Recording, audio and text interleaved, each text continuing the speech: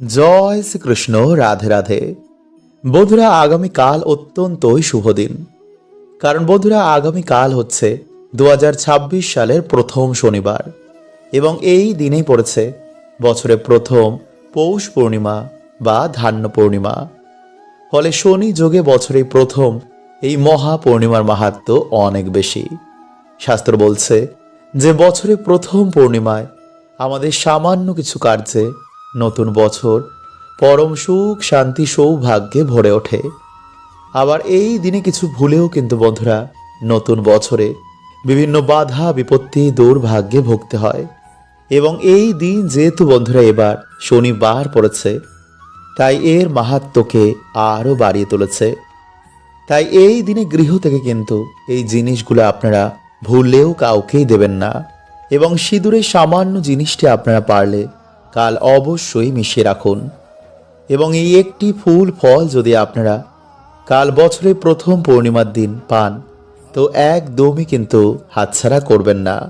কারণ এই দিনে যারা এই ফুল ফলটি পায় তারাই নতুন বছরে হয় ধনবান এবং ভাগ্যশালী। কারণ তাদের ওপর সারা বছর মা লক্ষ্মী ও ভগবান বিষ্ণুর কৃপা বিরাজ করে। যা শুরু হচ্ছে বন্ধুরা 2রা জানুয়ারি সন্ধ্যে 6টা 53 থেকে কাল 3রা জানুয়ারি শনিবার বিকেল 3:32 পর্যন্ত। ফলে উদয়া তিথি অনুসারে আগামীকাল শনিবারই পালিত হবে 2026 সালের প্রথম পূর্ণিমা। তাই অবশ্যই বন্ধুরা আপনারা কিন্তু ভিডিওটি পুরো দেখুন এবং বন্ধু বান্ধবদের সাথে পারলে অবশ্যই শেয়ার করুন। তাই চলুন বন্ধুরা, সবার আগে আমরা জেনে নিই যে এই দিনে আপনারা কোন কাজগুলি করবেন না। বন্ধুরা, এই দিন আপনারা সকাল সকালই ঘুম থেকে ওঠার চেষ্টা করবেন এবং সকালে ঘুম থেকে উঠেই আপনারা কোনো নদীতে গিয়ে যদি স্নান করতে পারেন তাহলে তো বন্ধুরা খুবই ভালো। কারণ বন্ধুরা, এই দিনে নদীতে স্নান করতে বহু দেবী দেবতার আগমন হয়, যার ফলে সেই জল স্পর্শ করাতেই মানুষের দুর্ভাগ্যের নাশ হয়ে যায়। এবং এই দিনে বন্ধুরা বহু দেবদেবী আমাদের বাড়িতে আগমন করে আমাদের আশীর্বাদ দিয়ে যান। তাই এই দিন অবশ্যই কিন্তু আপনারা সকাল সকালে ঘুম থেকে উঠে ভগবানের নাম কীর্তন অবশ্যই করবেন এবং কোনো নদীতে গিয়ে স্নান করতে ভুলবেন না। নাম্বার 2, বন্ধুরা, সেই দিন ঘুম থেকে উঠেই কিন্তু আপনারা কখনো নিন্দা ঝগড়া ঝামেলা অশান্তি এগুলো করবেন না। কারণ বন্ধুরা, এই দিন বাড়িতে এই কাজ করায় মা লক্ষ্মী গৃহ ত্যাগ করে দেন, যার ফলে বন্ধুরা আপনারা কখনো কিন্তু আপনাদের বাড়িতে সুখ শান্তি আর্থিক উন্নতি এগুলো দেখবেন না। এবং এই দিনে বন্ধুরা আপনারা কিন্তু চুল দাড়ি নখ জঙ্গল পরিষ্কার গাছপালা কাটা এমন কার্য করবেন না। নাম্বার 3, বন্ধুরা, এই দিনে যদি আপনাদের বাড়িতে কোনো অসহায় ব্যক্তি কিছু চাইতে আসেন, তো তাকে অবশ্যই আপনাদের সামর্থ্য অনুযায়ী তাকে সাহায্য করতে ভুলবেন না। কারণ বন্ধুরা, শাস্ত্র বলছে যে এই দিন যদি আমরা কিছু দান করতে পারি, তো বন্ধুরা এতে আমাদের বহু গুণ দুর্ভাগ্যের সেই দিন নাশ হয়ে যায়। নাম্বার 4, বন্ধুরা, এই দিনে ভুলেও কিন্তু আপনারা কারোর সাথে কারোর মনে আঘাত দেবেন না। কাউকে আঘাত দিয়ে আপনারা সেই দিন কথা বলবেন না। কারণ বন্ধুরা, এই দিন অভিশাপ কিন্তু মানুষের জীবনে লেগে যায়। তাই এই ভুল কিন্তু সেই দিন আপনারা একদম করবেন না। নাম্বার 5, বন্ধুরা, এই দিনে কিন্তু আপনারা বাড়িতে আমিষ রান্না করবেন না। কারণ এই দিনে বাড়িতে এইসব রান্না করলে বাড়িতে কোনো দেবদেবীরা সেদিন প্রবেশ করে না। ফলে সেই দুর্ভাগ্য আমাদের জীবনে লেগেই থাকবে। তাই এই দিনে বন্ধুরা না তো আপনারা আমিষ খাবেন, না তো কোনো নেশাভান করবেন এবং না তো আপনারা সঙ্গম করবেন। এই দিন যতটা আপনারা পারবেন ভগবান বিষ্ণু ও ভগবান শ্রীকৃষ্ণ রাধা রানীর নাম কীর্তন করুন। নাম্বার 6, বন্ধুরা, এই দিনে যতটা আপনারা পারবেন বাড়িঘর পরিষ্কার পরিচ্ছন্ন রাখবেন এবং বাড়িতে আপনারা ভগবান বিষ্ণু বা রাধা কৃষ্ণের পুজো অর্চনা দেওয়ার চেষ্টা করবেন। তাই এই দিনে আপনারা গুড় বা ডালের নৈবেদ্য যদি ভগবানকে সেই দিন দিতে পারেন বা ক্ষীর রান্না করে যদি আপনারা সেদিন ভগবানকে দিতে পারেন তাহলে সেটি খুবই ভালো। এবং যদি না পারেন তাহলেও কোনো সমস্যা নেই। সেই দিন আপনারা সন্ধেবেলায় সামান্য গুড় বা গুড়ের বাতাসা যদি ভগবানকে আপনারা প্রসাদ রূপে তা অর্পণ করেন এবং সেই প্রসাদ আপনারা পুজোর পর খান এবং ভগবানকে নিজের মনোবাসনা নিজের দুঃখ কষ্ট বলেন, তো অবশ্যই বন্ধুরা আপনাদের জীবনে ভগবানের কৃপা এসে পড়বে। বন্ধুরা, হিন্দু ধর্মে সিঁদুরের গুরুত্ব অপরিসীম। প্রাচীনকাল থেকে হিন্দু মহিলারা বিবাহের পর সিঁথিতে সিঁদুর পরেন। মানা হয় সিঁদুরের কিছু নিয়ম পালন করলে স্বামীর যেমন আয়ু বৃদ্ধি হয়, তেমনি আয় উন্নতিও কিন্তু বাড়ে। আবার সিঁদুরের কিছু ভুলেও বন্ধুরা স্বামীর আয় উন্নতির পথেও কিন্তু বাধা এসে দাঁড়ায়, মানে স্বামীর জীবনে এসে পড়ে চরম দুর্ভাগ্য। তাই আজকের এই ভিডিওতে বন্ধুরা আমরা জানব যে সিঁদুরে কোন জিনিসটি রাখলে স্বামীর আয় উন্নতি বৃদ্ধি পায় এবং পরিবারে মা লক্ষ্মীর কৃপা হয়। এবং সাথে বন্ধুরা আমরা জানব যে কোন সময় নারীদের ভুলেও সিঁদুর পরতে নেই, এতে স্বামী এবং পরিবারে দুর্ভাগ্য নেমে আসে। এবং কোন আঙ্গুল দিয়ে সিঁদুর পরা উচিত এবং সিঁদুর পরার মন্ত্র কি। তাই অবশ্যই বন্ধুরা আপনারা কিন্তু ভিডিওটি পুরো দেখতে ভুলবেন না। এবং ভিডিওটি বন্ধুরা আপনারা একটি লাইক করে কমেন্টে হর হর মহাদেব ও জয় শ্রীকৃষ্ণ অবশ্যই লিখুন। নাম্বার 1, ভিজে সিঁদুর কখনই আপনারা মাথায় দেবেন না। এতে বন্ধুরা ভিজে সিঁদুরের মতন আপনাদের স্বামীর আয় উন্নতিও কিন্তু ধীরে ধীরে ডেবে যাবে। নাম্বার 2, সিঁদুর পরার মন্ত্র। বন্ধুরা, বিভিন্ন জায়গায় সিঁদুর দেওয়ার বিভিন্ন মন্ত্র রয়েছে, যেমন কণ্ঠে ওম গোবিন্দায় নমঃ, কপালে ওম কেশবায় নমঃ এবং সিঁথিতে ওম কৃষ্ণায় নমঃ। নাম্বার 3, বন্ধুরা বর্তমানে অনেক নারী সিঁথিতে সিঁদুর দেয় না এবং অনেকে তো ডান দিকে তো কেউ বাঁ দিকে দেয়। কেউ কেউ তো আবার সিঁদুরের জায়গায় অন্য কসমেটিক্স ব্যবহার করেন। কিন্তু বন্ধুরা এমনটা করা কিন্তু মোটেও উচিত নয়, কারণ বন্ধুরা সিঁদুর হচ্ছে মা লক্ষ্মীর প্রতীক। এটি স্বামীর কল্যাণের জন্য, বাড়িতে আয় উন্নতির জন্য, বাড়িতে মা লক্ষ্মীর বসবাসের জন্য আমাদের পরা উচিত। নাম্বার 4, কোনো দ্বিতীয় ব্যক্তির কেনা টাকায় কিন্তু আপনারা সিঁদুর পরবেন না এবং নিজের সিঁদুর আপনারা কারোর সাথে শেয়ার করবেন না। এছাড়া আপনারা কোনো বিধবা মহিলাদের সামনেও কিন্তু সিঁদুর পরবেন না। এতে বন্ধুরা তাদের দুর্ভাগ্য আপনারা না জেনে আপনাদের জীবনে ডেকে আনবেন। নাম্বার 5, হাত থেকে সিঁদুর পড়ে গেলে আপনারা কি করবেন। বন্ধুরা, শাস্ত্র বলছে যে হাত থেকে সিঁদুর পড়ে যাওয়া মোটেও কিন্তু কোনো শুভ সংকেত নয়। তাই এই সময় আপনারা একটু সাবধানে থাকবেন এবং সেই সিঁদুরের ওপর আপনারা কিছুটা তেল ফেলে দেবেন এবং কাপড় দিয়ে সেই তেল আপনারা সে সিঁদুর সমেত ভালো করে মুছে একটি গাছের গোড়ায় গিয়ে তারপর সে কাপড়টি ফেলে দেবেন এবং মা লক্ষ্মীর কাছে আপনারা সেই কার্যের জন্য ক্ষমা চেয়ে নেবেন। নাম্বার 6, স্বামীর উন্নতির জন্য, বাড়িতে সুখ শান্তি বৃদ্ধির জন্য আপনারা মাতা পার্বতীকে বা মাতা দুর্গাকে কিছুটা সিঁদুর অর্পণ করে সেই সিঁদুর থেকে আপনারা কিছুটা সিঁদুর নিয়ে নিজেদের সিঁদুরে মিশিয়ে সেই সিঁদুর আপনারা স্বামীর কল্যাণের কথা ভেবে আপনারা প্রত্যেক দিন স্বামীর উন্নতির কথা চিন্তা করে ব্যবহার করবেন। এছাড়াও যদি বন্ধুরা আমাদের বাড়িতে কেউ মারা যায়, মানে ওষুধ চলাকালীন সেই সময় বাড়ির মহিলাদের সিঁদুর ব্যবহার করতে নেই এবং তর্জনী আঙ্গুল দিয়ে সিঁদুর পরলে বাড়িতে শান্তি বাড়ে এবং মধ্যমা আঙ্গুল দিয়ে সিঁদুর পরলে স্বামীর আয়ু বৃদ্ধি হয়। বন্ধুরা, আপনারা সকলেই ডুমুর গাছ দেখেছেন, তাই না?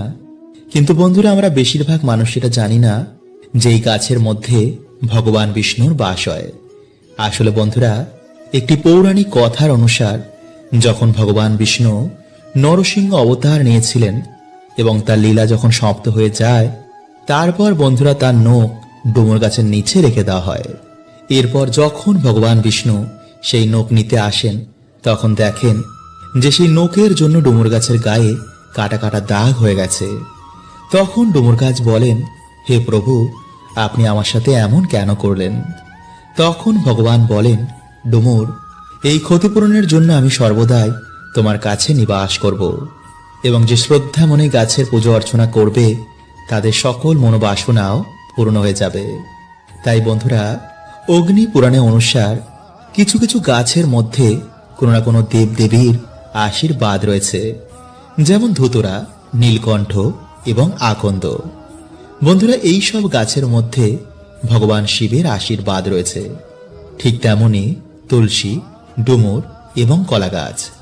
বন্ধুরা, এই সমস্ত গাছের মধ্যে ভগবান বিষ্ণুর বাস। এছাড়া বন্ধুরা কিছু কিছু গাছে আবার নেগেটিভ এনার্জির বাস হয়। তাই এর জন্য বন্ধুরা বলা হয় যে কখনো কোনো গাছের গোড়ায় প্রস্রাব করতে নেই। এতে বন্ধুরা না জেনেই আমরা বাড়িতে দুর্গতি ডেকে আনি। তাই যদি বন্ধুরা আপনারা চ্যানেলে নতুন হন তো চ্যানেলটি সাবস্ক্রাইব করে পাশের বেল আইকনটিকে অল করে রাখবেন। এবং বন্ধুরা ভিডিওটি একটি লাইক করে কমেন্টে আপনারা বলুন জয় শ্রীকৃষ্ণ, হর হর মহাদেব। তাই চলুন বন্ধুরা এবার আমরা জেনে নিই সেই টোটকাটির ব্যাপারে।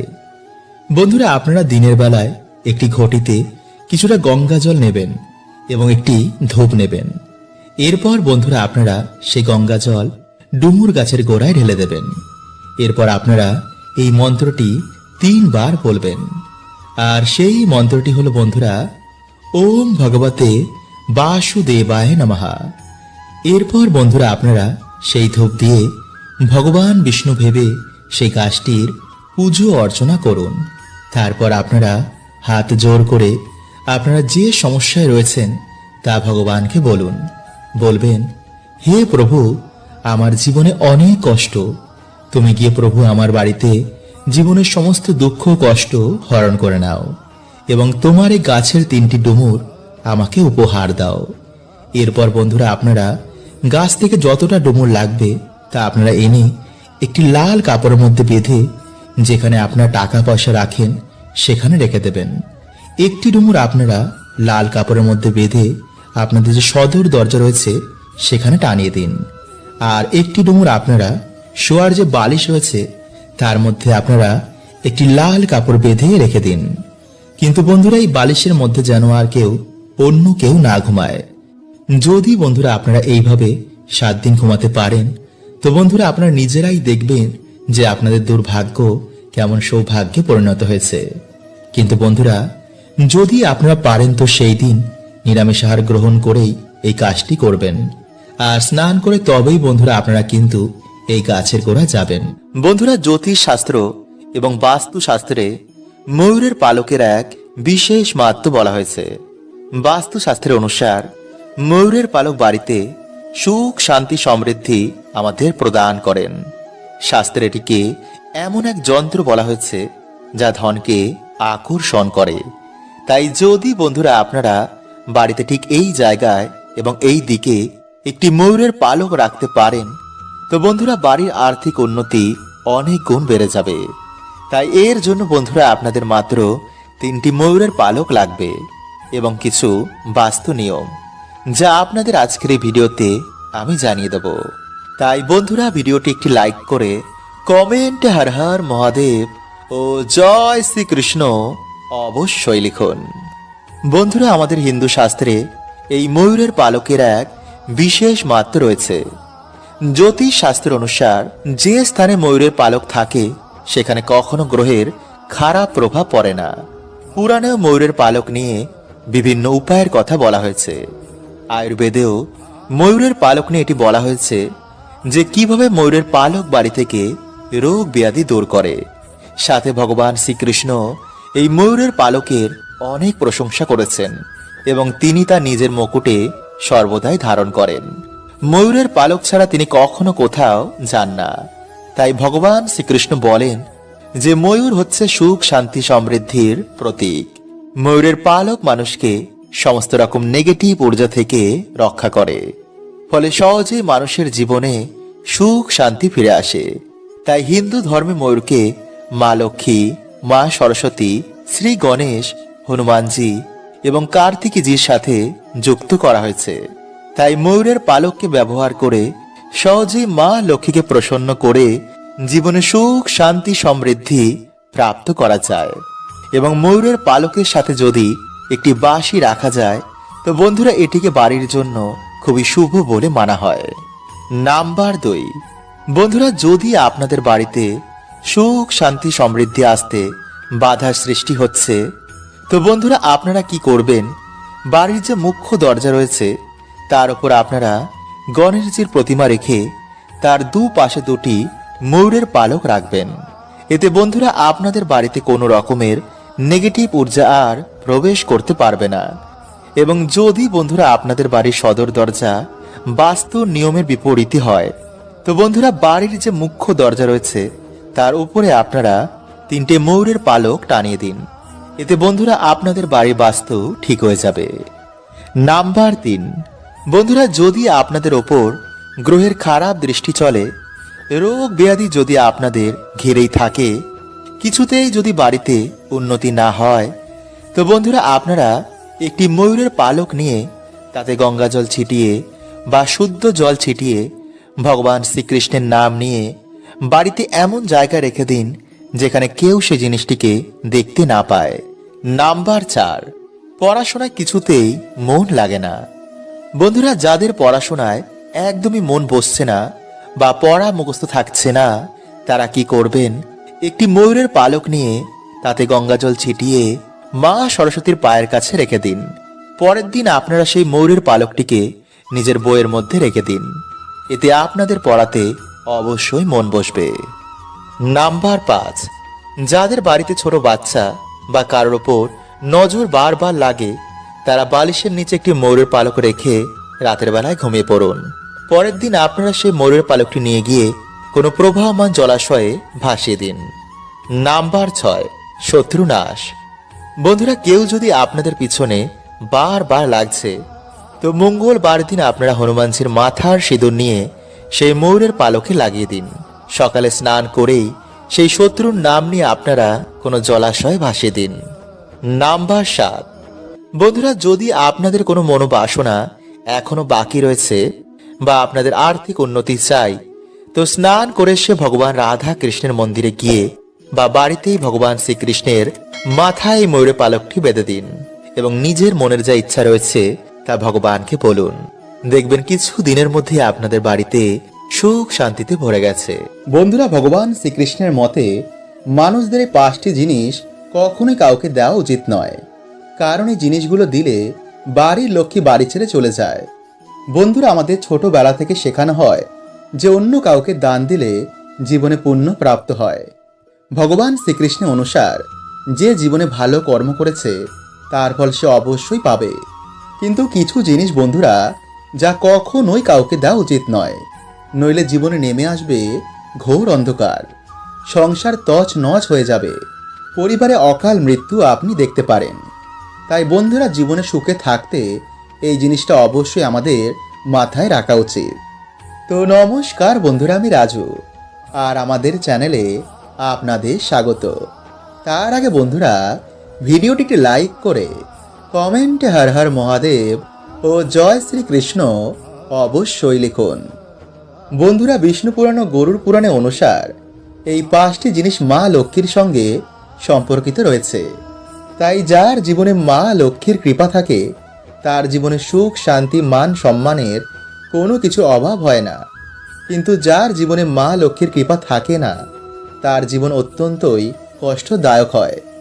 তাই আপনিও বন্ধুরা মা লক্ষ্মীর সাথে সম্পর্কিত এই 5টি জিনিস কখনোই কাউকে দেবেন না। নাম্বার 1, মহিলাদের ব্যবহার করা গয়না ও গোপন বস্ত্র। বন্ধুরা গয়নাকে মা লক্ষ্মীর প্রতীক মানা হয়। এর জন্য গয়নাকাটি কেনার পর মায়ের চরণে ছুঁয়ে তারপরেই আমরা ব্যবহার করি। আর আপনারা সকলেই জানেন যে বাড়ির মহিলারা হচ্ছে মা লক্ষ্মীর প্রতিরূপ।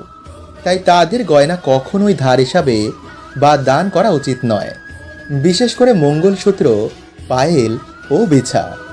এতে মানুষের ভাগ্য গয়নার সাথে বাড়ি ত্যাগ করে।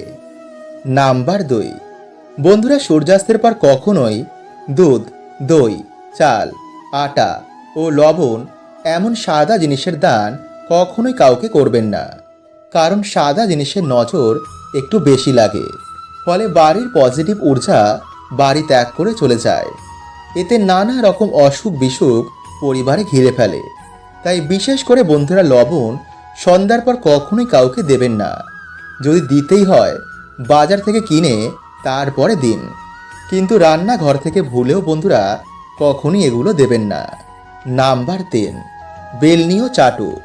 হ্যাঁ বন্ধুরা, রান্নাঘরে ব্যবহার করা বেলনি ও চাটু ভুলেও অন্য কাউকে দেবেন না। বন্ধুরা আমরা সকলেই জানি যে মা লক্ষ্মীর কৃপায় আমরা অন্ন প্রাপ্ত করি।